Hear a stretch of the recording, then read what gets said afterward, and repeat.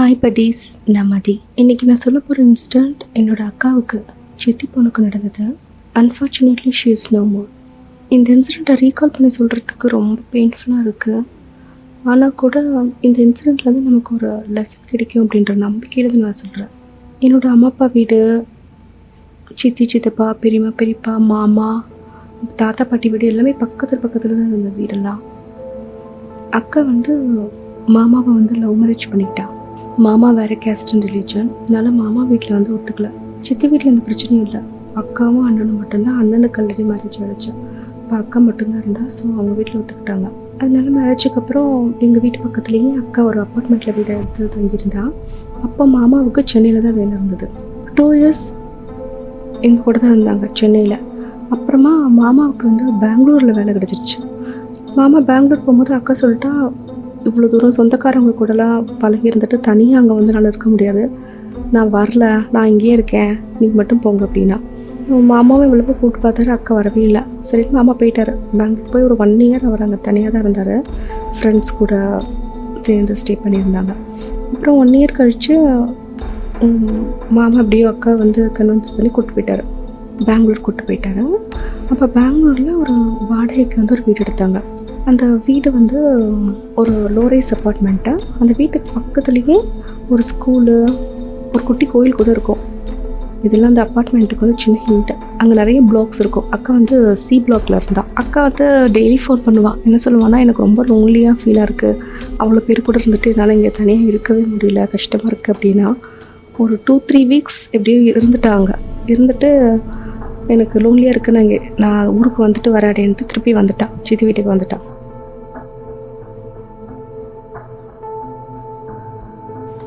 October மாதம் பிகினிங்கில் தான் போனான். 2019 அக்டோபர் போனாங்க. ஒரு 3 weeks. அந்த எண்டில் தீபாவளி அப்போ வந்துட்டா அவள், இந்த தீபாவளி கொண்டாட போகிறான் அப்படின்றட்டும், எனக்கு ரொம்ப லோன்லியாக ஃபீலாக இருக்குது அப்படின்னு சொல்லிட்டு வீட்டுக்கு வந்துட்டாங்க. சித்தி வீட்டில் இருந்தான்.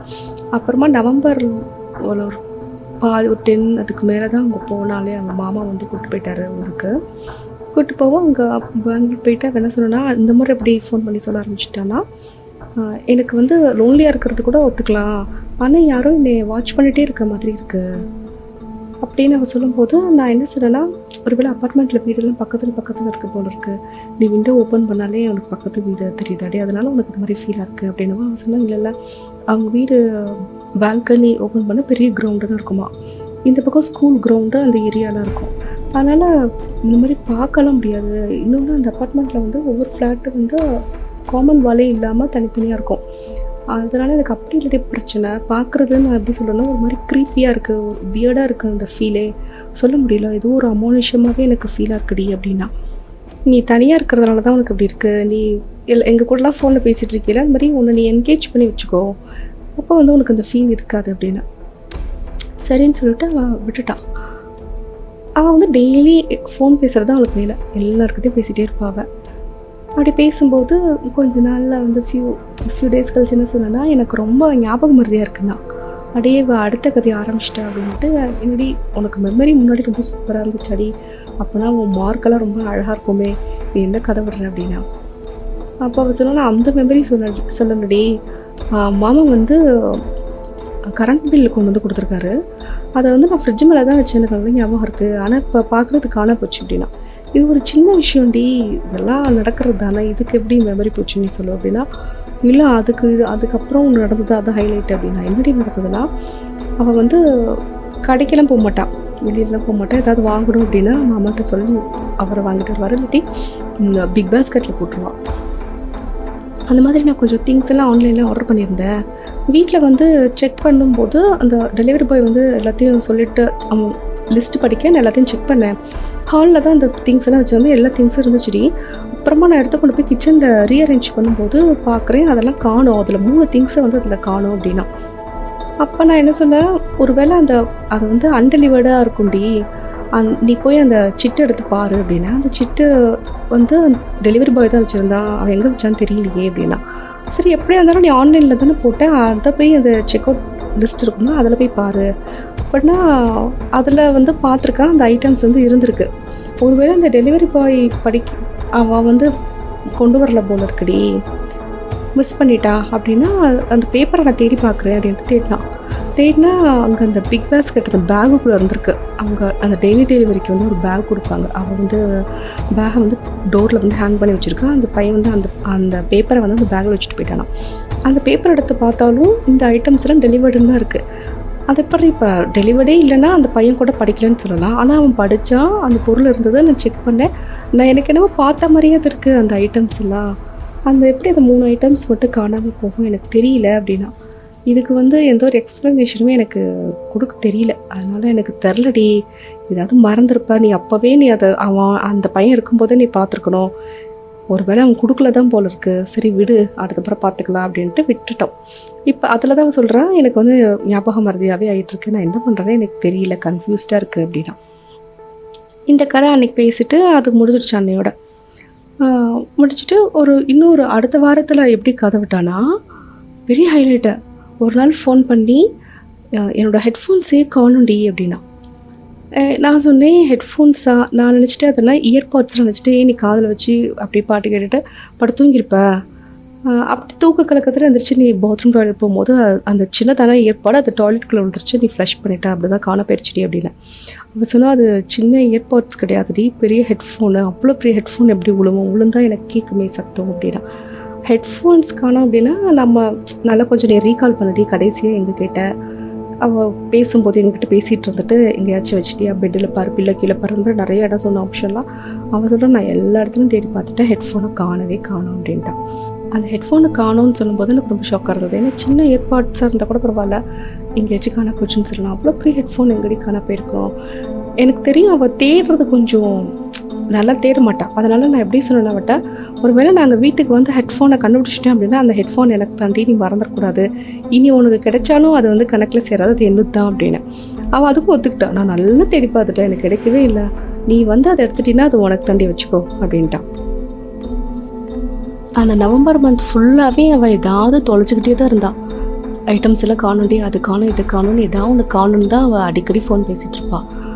அப்படி இருக்கும்போது அவளுக்கு வந்து டிசம்பர் 20th தான் அவளுக்கு பர்த்டே. அதனால் அவள் என்ன பண்ணாங்கன்னா முன்னாடி 14th அந்த வீக் வந்து ஊருக்கு வந்திருந்தாங்க. அவங்க அக்கா வந்து சென்னை வந்திருந்தா. அப்போ நாங்கள் வந்து வீட்டிலையே அக்காவோட பர்த்டே வந்து செலிப்ரேட் பண்ணிக்கிட்டோம். சித்தி வந்து ட்ரெஸ் எல்லாம் வாங்கி கொடுத்துருந்தாங்க. அந்த வீக்கெண்ட் வந்து நான் அவங்க ஊருக்கு கிளம்பி போயிட்டாங்க. 14th அப்போவே அந்த வீக் ஊருக்கு போயிட்டாங்க. ஏன்னா 20th பர்த்டே வந்து பெங்களூரில் அக்கா மாமா வந்து தனியாக செலிப்ரேட் பண்ணலாம், மாமாதோ சர்ப்ரைஸ் பிளான்லாம் வச்சுருக்கேன் அப்படின்னாவும் அவங்க கிளம்பி போயிட்டாங்க அவங்க பெங்களூருக்கு.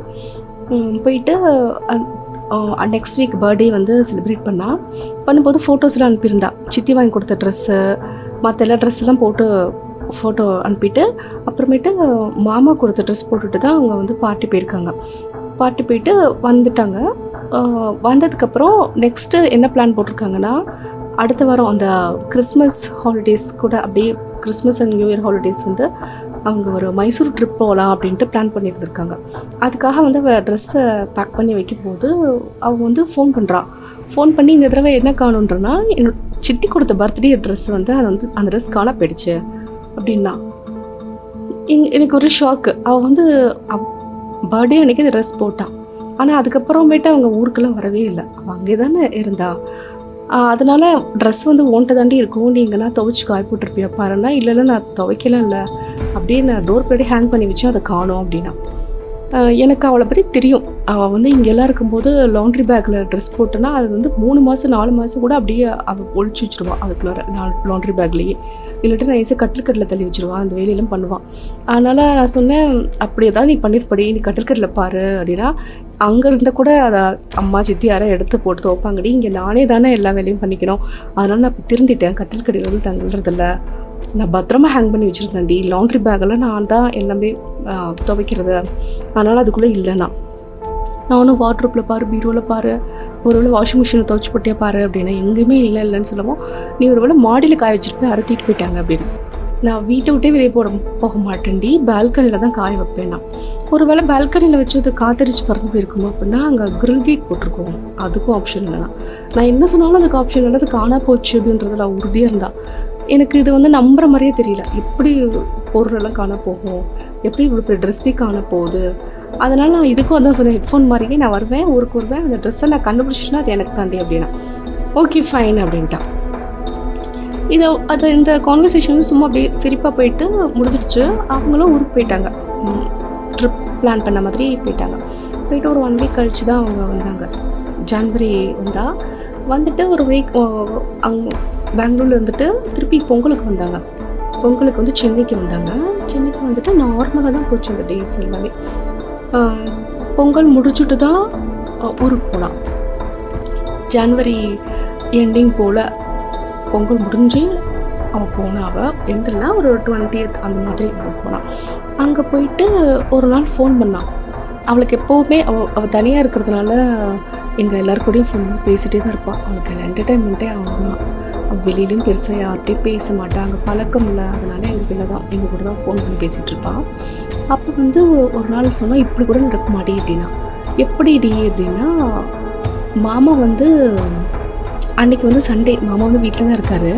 அவர் மார்னிங் எங்கேயோ கடைக்கு போயிருந்திருக்காரு. போகும்போது ஃபோனை வந்து வீட்டிலே வச்சுட்டு போயிட்டார். அப்போ வந்து இவளோட ஃபோன் ரிங் ஆகிற சத்தம் கேட்டுருந்துருக்கு.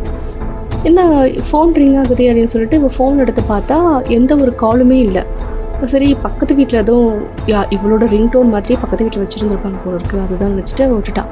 நெக்ஸ்ட் டைம் ரிங் ஆகும்போது போய் பார்த்தா அது வந்து மாமாவோடைய கால் தான் வந்திருக்கு. எடுத்து அட்டன் பண்ணி பேசும்போது இவள் பேசுகிறதே தான் அவளுக்கு கேட்குது. அந்த ஆப்போனன்ட் சைட்லேருந்து எந்த ஒரு வாய்ஸுமே கேட்கல. அதனால சரி நெட்வொர்க் ப்ராப்ளம் அப்படின்ட்டு அதை அவள் கட் பண்ணிட்டான். அடுத்த முறை ரிங் ஆகும்போதும் மாமா பேர் போட்டு தான் அந்த கால் வந்திருக்கு. அதை எடுத்து பேசும்போது அந்த பக்கம் வாய்ஸ் வந்து சரியாக கேட்கல, கிளியராக இல்லை. அதனால இவள் டவர் கிடைக்குமா, டவர் ஏதோ ப்ராப்ளம் போல் இருக்குன்னுட்டு வேற ஒரு ரூமுக்கு போய் பேசலான்னு சொல்லி போகும்போது ஹால் சோஃபா மேலே வந்து மாமாவோட ஃபோன் இருந்திருக்கு.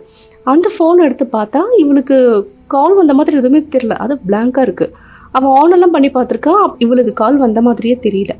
அதனால இவளோட ஃபோன் எடுத்து அந்த காலை கட் பண்ணிவிட்டு மாமா ஃபோன் ஆன் பண்ணி அந்த கால் லாக போய் பார்த்துருக்கான். அதில் வந்து டயல்டு கால்னு அக்காவோட நம்பரே இல்லை. இவளுடைய ஃபோனில் போய் ரிசீவ்டு காலில் இருக்கான்னு சொல்லி பார்த்தா அப்போவும் நம்பரே இல்லை. ஆனால் இவளுக்கு நல்லா தெரியுது ரிங் வந்தது. ஃபஸ்ட்டு ரிங் கூட சும்மா யார் வீட்டுக்கும் வந்து வைக்கலாம். ஆனால் அடுத்து வந்த 2 காலுமே மாமாவோட நம்பரில் இருந்து தான் வந்தது. ஆனால் அதை அட்டன் பண்ணி பேசினா யாருமே பேசலை. கால் லாக்லேயும் அந்த மாதிரி எதுவுமே ரெஜிஸ்டர் ஆகலை. இவளுக்கு இது பார்த்தோன்னே இப்படி கூட நடக்குமா, நெட்வொர்க் பிரச்சனை இந்த மாதிரி நமக்கு நடந்ததே இல்லையே, இது புதுசாக இருக்குது சொல்லுவோம் அப்படின்னு தாண்டி நான் எல்லார்ட்டையும் சொல்லிட்டுருக்கேன் அப்படின்னா. எனக்குமே இது கேட்கும்போது புதுசாக தான் இருந்துச்சு, இந்த மாதிரி நமக்கு நடந்தது இல்லையே அப்படின்ட்டு. சரிடி நல்ல கதை சூப்பர் அப்படின்ட்டு வச்சுட்டேன் நான். அந்த வீக்கில் வந்து மாமா சொல்லியிருக்காரு நைட்டு லேட் ஆகும் வீட்டுக்கு வரத்துக்கு, 1 o'clock கூட ஆகலாம், அதனால நீ வந்து சாப்பிட்டு தூங்கிடு, என்கிட்ட கீ இருக்குது, நானே டோரை அன்லாக் பண்ணிட்டு நான் வந்துக்குவேன் அப்படின்னு சொல்லியிருக்காரு. இவன் நைட்டு வந்து ஒரு 10 o'clock போல் எங்களுக்கு ஃபோன் பண்ணி பேசிகிட்டு இருந்தா. பேசிகிட்டு இருக்கும்போது அவன் என்ன சொன்னான்னா, இந்த மாதிரி மாமா வரத்துக்கு லேட் ஆகும், ஆனால் எனக்கு தனியாக படுக்கிறதுக்கு பயமாக இருக்குது, ஆல்ரெடி இங்கே யாரும் என்னை வாட்ச் பண்ணுற மாதிரி இருக்குது, திங்ஸ் எல்லாம் காண போகுது, கால் வருது, எனக்கு ரொம்ப பயமாக இருக்குது, எப்போவுமே எனக்கு வந்து பயம்ன்ற ஃபீல் மட்டும் இருந்துகிட்டே இருக்குது, அதனால் நான் நைட்டு தனியாக தூங்கணுன்னா முடியாது, நான் இன்றைக்கி நைட் தனியாக தூங்க போகிறதில்ல, அதனால் நான் யூடியூப் பார்த்துட்ருக்க போகிறேன், அப்புறம் வர வரைக்கும் நான் ஏதாவது இன்டர்நெட்டில் தான் நான் இருப்பேன் அப்படின்னு சொல்லிட்டு ஒரு 10:30 போல் எல்லாருக்கிட்டே ரொம்ப நேரம் கதை பேசிட்டு வச்சுட்டு போயிட்டான். நாங்கள்லாம் தூங்கிட்டோம். ஒரு 12 o'clock 12:30 அப்படின்னு போது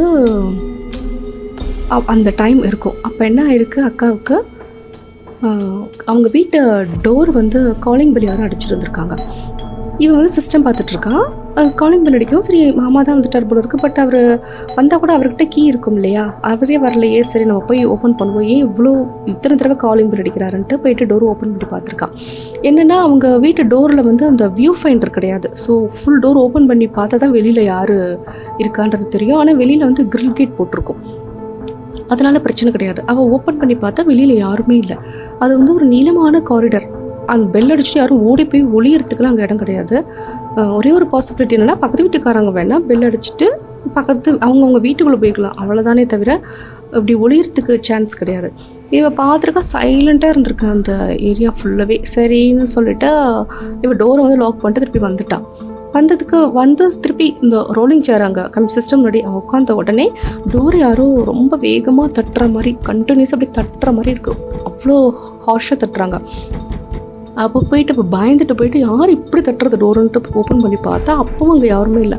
இந்த டைம் அவளுக்கு ரொம்ப பயமாயிட்டு சரி நெக்ஸ்ட் டைம் வந்து என்ன நடந்தாலும் சரி நம்ம டோர் ஓப்பன் பண்ணவே கூடாது அப்படின்ட்டு மைண்டில் ஃபிக்ஸ் பண்ணிவிட்டு டோரை சாத்திட்டு அவள் வந்து சிஸ்டத்தில் உட்காந்த உடனே என்ன ஆயிருக்குன்னா பவர் வந்து கட் ஆகிடுச்சு. பவர் கட் ஆகிடுச்சு. இப்போ சிஸ்டத்தோட லைட் இருக்குது, ஓரளவு லைட்டு வெளிச்சம் தெரியுது. இவளுக்கு ரொம்ப அப்படியே பயமாகிடுச்சு. ஹார்ட் பீட் அடிக்க ஆரம்பிக்குது. ஐயோ கரண்ட்டு வேறு போயிடுச்சு, இப்போ இப்படியெல்லாம் வேறு ஏதோ நடக்குதே வெளியில் அப்படின்னு நினைக்கும் போதே அந்த ஹால் டோர்கிட்ட இருந்து இவங்க பெட்ரூம் வரைக்கும் அப்படியே பூமி அதிர்ற மாதிரி யாரோ நடந்து வர சத்தம் கேட்டிருக்கு. தும்முன்னு யாரோ நடந்து வந்திருக்காங்க. இவளுக்கு இன்னும் ஹார்ட் பீட் அப்படியே எகுறுது. அப்படியே அந்த ஃபுட் ஸ்டெப் வந்து நடந்து ஹால்லேருந்து வந்து பெட்ரூம்க்கு வந்து இவளுடைய சேருக்கு பின்னாடி வந்து இவள் காதுகிட்ட யாரோ குஞ்சு சத்தப்படத ஷ் அப்படின்னு சொல்லுவாங்க, அந்த மாதிரி ஷ் அப்படின்னு சத்தம் மட்டும் கேட்டுருந்துருக்கு. இவளுக்கு செம்மையாக படப்படப்பாக ஆகிடுச்சு. அப்போ வந்து திருப்பி ஜென்ரேட்டர் பேக்கப்பில் வந்து கரண்ட் வந்துருச்சான். ஒரிஜினல் கரண்ட் வரல, ஜென்ரேட்டரில் வந்து அந்த பேக்கப்பில் கரண்ட் வந்துருச்சு. கரண்ட்டு வர வந்து அவளுக்கு நிம்மதி. திரும்பி பார்த்தா அந்த ரூமில் யாருமே இல்லை. தூரத்தில் அந்த கிரவுண்டு இருக்குது, அந்த கிரவுண்டில் வந்து ஒரு 10-15 நாய் வந்து சத்தப்படுற சத்தம். அப்படி அதுங்களாம் எதுக்கு கற்றுதுன்னே தெரில. எப்போவுமே கேட்குமா 12:30 அந்த நாய் சத்தம் போடும். அது யூஸ்வலாக கத்துறது தான். ஆனால் இந்த இன்சிடென்ட் இவளுக்கு நடக்கும்போது அந்த சத்தத்தை கேட்குறதுக்கு ரெண்டுமே என்னடா மேட்ச் பண்ண மாதிரி இருக்கேன்னு இவளுக்கு ரொம்ப பயமாயிட்டு அவன் வந்து மாமாவுக்கு ஃபோன் பண்ணியிருக்கா. மாமா வந்து ஃபோன் எடுக்கலை, அட்டன் பண்ணலை. சரின்னு சொல்லிட்டு சித்தப்பாவுக்கு ஃபோன் பண்ணால் அவருமே ஃபோன் எடுக்கலை. அப்புறம் சித்திக்கு ஃபோன் பண்ணால் அவங்க தான் எடுத்திருக்காங்க. அவங்க சித்திட்டு இந்த மாதிரி எனக்கு பயமாக இருக்குமா, எனக்கு இங்கே இருக்கவே முடியல, என்னென்னமோ நடக்குது அப்படின்னு பேசிகிட்டே இருக்கும்போது மாமா ஃபோன் பண்ணி எடுத்துருக்காரு. அவர் சொன்னாரா நான் கிளம்பிட்டேன் வந்துடுவேன் அப்படின்ட்டு. சரின்னு சொல்லிட்டு மாமா ஃபோனையும் நடுவில் பேசிவிட்டு அதை கட் பண்ணிவிட்டு அது வரைக்கும் சித்திக்கு ஃபோன் பண்ணி பேசிகிட்டே இருந்திருக்கா. அவர் கிளம்பிட்டாரமா, வர வரைக்கும் என்கிட்ட பேசிகிட்டு ஃபோனில் என்னால் இங்கே தனியாக இருக்க முடியல, ரொம்ப பயமாக இருக்குது அப்படின்னு அழுதுகிட்டே பேசியிருக்கா. சரி பிள்ளை அழுகிறாள்ன்ட்டு அந்த நைட்லேயும் ஒரு மணி வரைக்கும் சித்தி பேசிகிட்டு இருந்தாங்களாம். அப்புறம் மாமா வந்து அவரே டோர் ஓப்பன் பண்ணி அவரே வீட்டுக்குள்ள வந்துட்டார். அவர் வந்ததுக்கப்புறம் அவர் சொல்லி அழுது அதுக்கு மேலே ரொம்ப லேட்டாகி அப்புறம் தூங்கியிருக்காங்க. மறுநாள்லேருந்து அக்காவுக்கு வந்து பயங்கரமான ஃபீவர், ஹை ஃபீவர் அடிக்க ஆரம்பிச்சிருச்சு.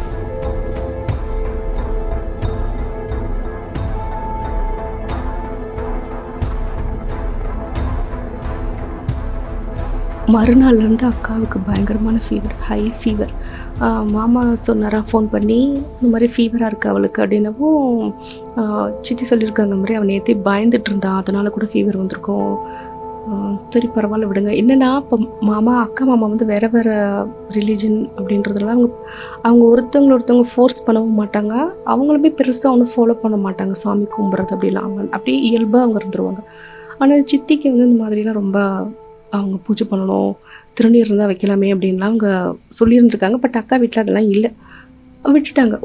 ஆனால் வந்து அக்காவுக்கு ஃபீவர் மட்டும் ஒரு 10 days கிட்ட ஃபீவர். அதை வந்து டேப்லெட் போட்டால் கொஞ்சமாக லைட்டாக தான் குறையுது, பட் எப்போவுமே ஃபீவர் இருந்துகிட்டே இருக்குது அப்படின்றதுனால ஹாஸ்பிட்டலில் போய் கேட்டால் வைரல் ஃபீவர்னு சொல்லி அக்கா வந்து அட்மிட் பண்ணிட்டாங்க. ஒரு 2 weeks கிட்ட ஆகிட்டு. அப்போ வந்து சித்தி வந்து சரி இதுக்கு மேலே நம்ம போகாமல் இருந்தால் சரியாக இருக்காது, பாப்பாவுக்கு இவ்வளோ ஃபீவராக இருக்குது, நான் கிளம்பி போகிறோம் அப்படின்ட்டு சித்தி சித்தப்பா எல்லாருமே அங்கே போயிட்டாங்க. போயிட்டு அக்கா கூட ஹாஸ்பிட்டலில் போய் பார்த்துட்டு இருந்தாங்க. அப்போ வந்து சித்தி வந்து ட்ரை பண்ணியிருந்துருக்காங்க, என்னென்னா நம்ம இந்த வீட்டில் வந்ததுலேருந்து தானே இவள் வந்து இவ்வளோ கம்ப்ளைண்ட் சொல்லிட்டு இருக்கா, இப்படி நம்ம விடக்கூடாது, இந்த வீட்டை பற்றி நம்ம தானே விசாரிப்போம், அக்கம் பக்கத்தில் விசாரிக்கிறேன் அப்படின்ட்டு அங்கே போயிருந்துருக்காங்க. பட் பக்கத்து வீட்டுக்காரங்க வந்து எல்லாம் ஹிந்திக்காரவங்க இருக்கிறதுனால இவங்களுக்கு தெரியல, ஒன்றும் விசாரிக்க முடியல. வந்துட்டதுக்கப்புறம் அக்கா ஹாஸ்பிட்டலில் இருந்தால் ஃபஸ்ட்டு வைரல் ஃபீவர்ன்றாங்க, அப்புறமேட்டு ஜாயிண்டஸ்ன்னு சொன்னாங்க. என்ன ஏதோ கொஞ்சம் பெட்டரான மாதிரி அக்கா இருக்கும்போது சித்தி சித்தப்பா என்ன சொன்னாங்கன்னா, இந்த ஊர் வேணாம், இந்த நமக்கு செட் ஆகாது, நம்ம ஊருக்கு நம்ம கூட்டிகிட்டு போயிடலாம் அப்படின்னு சொல்லிட்டு டிஸ்சார்ஜ் பண்ணிவிட்டு, அப்போ அக்கா கொஞ்சம் பெட்டராக தான் இருந்தாள். ஹாஸ்பிட்டல்லேருந்து நல்லா இருந்தாலே சொல்லலாம், முன்னாடி இருந்ததுக்கு நல்லா இருந்தாலும் சொல்லலாம். வீட்டுக்கு கூட்டிகிட்டு வந்துட்டாங்க. வீட்டுக்கு கூட்டிகிட்டு வந்து ஒரு 4 days அந்த வீட்டில் தான் இருந்தாங்க. பட் அந்த 4th day போல் அக்காவுக்கு என்ன மாதிரி ஆக ஆரம்பிச்சிடுச்சுன்னா, அவளுக்கு வந்து அப்படியே ஹாலுசினேஷன் மாதிரி ஆகிட்டு, அவங்க வராங்க, இவங்க வராங்க, இங்கே நிற்கிறாங்க, அங்கே நிற்கிறாங்க, யாரோ இங்கே நின்றுட்டுருக்காங்க, என்னையவே பார்த்துட்ருக்காங்க, ஏதோ என்கிட்ட சொல்கிறாங்க, அந்த மாதிரி அவளே ஏதோ பேச ஆரம்பிச்சிட்டான். ஆனால் எங்களுக்கு சித்தி சித்தப்பா நாங்கள் அங்கெல்லாம், ஆனால் சித்தி சித்தப்பா அவங்களுக்குலாம் ஒன்றுமே அந்த மாதிரி ஃபீல் ஆகலை. சித்தி சில பேட் ட்ரீம்ஸ்லாம் அது வந்தது அந்த வீட்டில். பட்டு அவள் சொன்னதுனால அதையே நினச்சிட்ருக்கிறதுனால கூட வந்திருக்கும், எனக்கு சொல்ல தெரியல அப்படின்னாங்க அவங்க. அக்கா அப்படி சொல்லிட்டு இருந்தவங்க ஒரு நாள் நைட் வந்து ஒரு மாதிரி ஷிவரிங் ஆகிட்டு திருப்பி ஃபீவர் வந்து ஒரு ஃபிட்ஸ் இந்த மாதிரி இருந்தது. அதோட ஹாஸ்பிட்டல் கூப்பிட்டு போகலான்னு ட்ரை பண்ணியிருந்திருக்காங்க. பட் அக்கா இல்லை, அவ்வளோதான். அது வந்து ஒரு பிப்ரவரி எண்டு கிட்ட, மார்ச் அப்போல்லாம் லாக்டவுன் அந்த மாதிரிலாம் தெரியாது, போடுவாங்களா அப்படின்னு கூட தெரியாது. அதனால் ஊருக்கு கிளம்பி வந்துட்டாங்க. சித்தி சித்தப்பா மாமா எல்லாருமே வந்துட்டாங்க. வந்ததுக்கப்புறம் ஃபர்தராக என்ன பண்ணணுமோ எல்லாமே பண்ணியாச்சு. பட் அதுக்கப்புறம் லாக்டவுன் போட்டாங்க. மாமா திருப்பி ஊருக்கு போகவே இல்லை. அவர் வந்து மதுரைக்கு அங்கே போய் இருந்தவர் தான் அங்கேயே தான் இருந்தார். அப்போ வந்து சித்தி வந்து அடிக்கடி சொல்லிகிட்டு இருப்பாங்க, அக்கா வந்து கனவுல வந்தா மாமா வந்து அந்த வீட்டுக்கு போக வேணான்னு சொன்னா அப்படின்னு. நீயா நாங்கள் எப்படி சொல்லுவோம், இதுதான் அக்கா முன்னாடியே சொல்லிட்டு இருந்தா அந்த வீடு பற்றி கம்ப்ளைண்ட் சொன்னா, அதனால நமக்கு எப்படி ஒரு கனவுகள் வர்றது சகஜம்தான், இதெல்லாம் பெரிய விஷயம் இல்லை சித்தி, நீங்கள் கொஞ்சம் உங்களை நீங்களே அதுலேருந்து வெளியே வர பாருங்க அப்படின்னு சொல்லிட்டு இருந்தோம். அப்போலாம் நம்ம வீட்டில் தானே இருப்போம், அந்த லாக்டவுன் பீரியட் இருக்கும். அதை வந்து ஃபோன் பண்ணி கூட மாமாட்டெல்லாம் பேசிகிட்டு இருந்தாங்க. அப்புறம் ஜூலை மந்த்கிட்ட ஆயிடுச்சு. ஜூலை மந்த் போல் தான் மாமா வந்து திருப்பி அவர் பெங்களூரே போயிட்டு அந்த வீடு வந்து காலி பண்ணலாம் அப்படின்னு போகும்போது 2 அண்ணன் வந்து வந்தாங்களாம். அவங்க யார் அப்படின்னா, அவங்களும் அதே அப்பார்ட்மெண்ட்டில் தான் வேறொரு பிளாக்ல இருக்காங்க. பட் அவங்க வந்து ஒரு 6 பேர் சேர்ந்து இந்த ஃப்ளாட்டில் ஏற்கனவே குடியிருந்திருக்காங்க. அந்த ஃப்ளாட்டில் குடியிருக்கும்போது அங்கே அவங்களால அந்த வீட்டில் வந்து ஒரு 2 months கூட அவங்களால தாக்கு பிடிக்கவே முடியல. இவங்க 2 பேர் தமிழ்காரங்களாம், மற்றவங்களாம் வேறு லாங்குவேஜு. இப்போ இந்த ஃப்ளாட்டில் இந்த மாதிரி ஒரு இன்சிடென்ட் நடந்தால் அவங்களுக்கு தெரிஞ்சிருக்கு. அதனால் இவங்க ஆல்ரெடி வந்து பேசலாம் பார்த்துருக்காங்க. பட் யாரும் அந்த ஃப்ளாட்டில் இல்லை, இப்போதைக்கு யாரும் வரமாட்டாங்க அப்படின்னு தெரிஞ்சுட்டு அவங்களும் போயிட்டாங்க. அப்புறமா மாமா போகும்போது அவங்க வந்து பேசியிருந்திருக்காங்க. என்னென்னா, அவங்க அந்த ஃப்ளாட்டில் இருந்தபோதே வாசலில் வந்து ஏதோ பிளாக் கலர் மை மாதிரி, அந்த மையில் வந்து பிளாக் பெயிண்ட்டாக மையாக ஏதோ சம்திங் அதில் வந்து டிசைன் போட்டு சம் டிசைன்ஸ் எல்லாம் இருக்குமா, லெமன் எல்லாம் இருக்குமா, ரெட் கலரில் அது குங்குமமா, இல்லை அந்த சுண்ணாம்பு தண்ணியாக, இல்லை ஏதாவது கோழி ரத்தமாக, எதுன்னே தெரில, அந்த மாதிரி இருக்கும். சில சமயம் கோழி தலை கூட கிடந்திருக்கு. அந்த மாதிரி ஏதோ சம் பிளாக் மேஜிக் மாதிரி ஏதோ இங்கே பண்ணாங்க, இந்த வீட்டு வாசலில் பண்ணியிருந்தாங்க. ஆனால் யார் பண்ணாங்கன்னு தெரியல. ஒருவேளை இப்போ இதெல்லாம் பூனை ஏதாவது தூக்கிட்டு வந்து போட்டிருக்கோம் அப்படின்னு கூட கடக்க போயிடலாம். எங்களுக்கெல்லாம் அதில் எதிலும் நம்பிக்கை இல்லைன்றதுனால நாங்கள் அதை கண்டுக்கவே இல்லை. அது வீட்டு வாசலில் அந்த வராண்டா, அது வந்து ஒரு காமன் ஏரியாவில் என்ன நடந்தால் எங்களுக்கு என்னன்றது மாதிரி நாங்கள் அதை இக்னோர் பண்ணிட்டோம். ஆனால் ஒரு 2 monthsலேயே எங்களுக்கு வந்து ரொம்ப ப்ராப்ளமாக இருந்தது. அந்த வீட்டில் இருக்கவே முடியல. ஃபிசிக்கலாகவும் சரி, மென்டலாகவும் சரி, நிறைய பிரச்சனைகள் இருந்ததுனால நாங்கள் 6 பேரும் சேர்ந்து அந்த வீட்டை காலி பண்ணிவிட்டு அதே அப்பார்ட்மெண்ட்டில் வேறு ஒரு ஃப்ளாட்டுக்கு போயிட்டு அவங்க இருக்க ஆரம்பிச்சிட்டாங்க.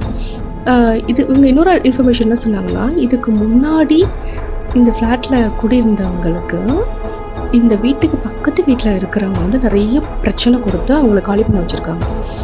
என்ன நடந்திருக்குன்னா, அந்த வீட்டுக்கு அந்த பக்கத்து வீட்டில் இருந்த அந்த ஹிந்திக்காரங்க ஆக்சுவலி வந்து பெங்காலிஸ். அந்த பெங்காலிஸ் வந்து அந்த ஹஸ்பண்ட் அண்ட் ஒய்ஃபு, அந்த ஹஸ்பண்ட் வந்து வீடு வாங்கிட்டாங்க. அந்த ஹஸ்பண்டோட பிரதருக்கு இந்த வீட்டை வாங்கலான்னு அவங்க ட்ரை பண்ணியிருக்காங்க. ஆனால் அதுக்குள்ளே இந்த வேற ஒரு ஆள் வந்து, அந்த ஆளும் ஹிந்திக்காரர் தான், அந்த ஆள் அந்த வீட்டை வாங்கிட்டார். ஸோ எனக்கு இந்த வீட்டை விற்றுற, என் பிரதருக்கு வேணும், நாங்கள் 2 பேரும் பக்கத்தில் அந்த வீடு இருந்துக்குவோன்னு சொல்லி இவங்க சொல்லியிருக்காங்க. ஆனால் அந்த ஹிந்திக்காரன் வந்து வீடை விற்கலை. அவன் வந்து ஒரு அன்இமேஜினபிள் ப்ரைஸ் சொல்லி இந்த விலை கொடுத்தா தான் அந்த வீட்டை விற்பேன் அப்படின்ட்டு இருக்கான்.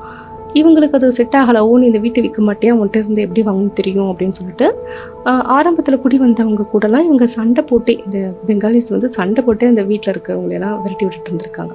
அப்புறம் அந்த பேச்சுலர்ஸ் வந்ததுக்கப்புறம் அந்த வீட்டில் வந்து பிளாக் மேஜிக் செஞ்சு வச்சுருந்துருக்காங்க. இந்த வீட்டில் யாராலும் இருக்கக்கூடாது அப்படின்ற மாதிரி பண்ணிட்டா யாரும் ரெண்ட்டுக்கு வரமாட்டாங்க. அப்போ வந்து வேறு விற்கவும் முடியாதுன்னா இவங்களே அதுக்கப்புறம் அதை வாங்கிடலான்னு பிளான் பண்ணி இவங்க தான் வந்து பண்ணியிருக்காங்க அந்த பிளாக் மேஜிக்கு. இந்த பேச்சுலர்ஸ் காலி பண்ணிடுறதுக்கப்புறம் அந்த வீடு சும்மா தான் இருந்திருக்கு. அப்புறம் தான் அக்கா மாமா போயிருக்காங்க. இப்போவும் கூட ஒரு ஜூலை மந்த்கிட்ட ஆயிடுச்சு, யாருமே இல்லை அந்த வீட்டில். ஆனால் அவங்க ரெண்ட் மட்டும் கொடுத்துட்டே தான் இருந்திருக்காரு மாமா.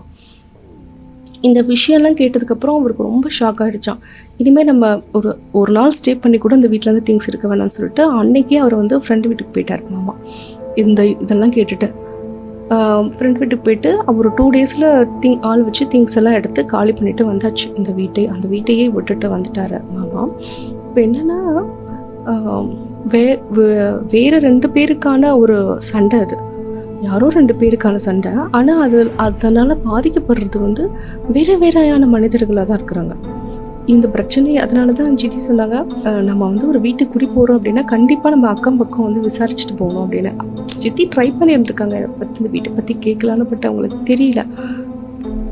இதில் வந்து நமக்கு என்ன லெசன் அப்படின்னா இதுதான் முக்கியமாக. இந்த மாதிரி அமானுஷ்யங்கள்லாம் இருக்குது, பிளாக் மேஜிக்லாம் இருக்குது அப்படின்னு நம்ம நம்புகிறோம் அப்படின்னா கண்டிப்பாக நம்ம வீட்டுக்கு குடி போகிறோன்னா அது அக்கம் பக்கம் வீட்டில் விசாரிக்கணும். முன்னாடியெல்லாம் கூட இண்டிவிஜுவல் ஹவுஸாக இருக்கும், ஒரு வீடை போய் பார்க்குறோன்னா பக்கத்து வீட்டுக்காரவங்க பார்த்துட்ருப்பாங்க, சொல்லுவாங்க ஏதாவது.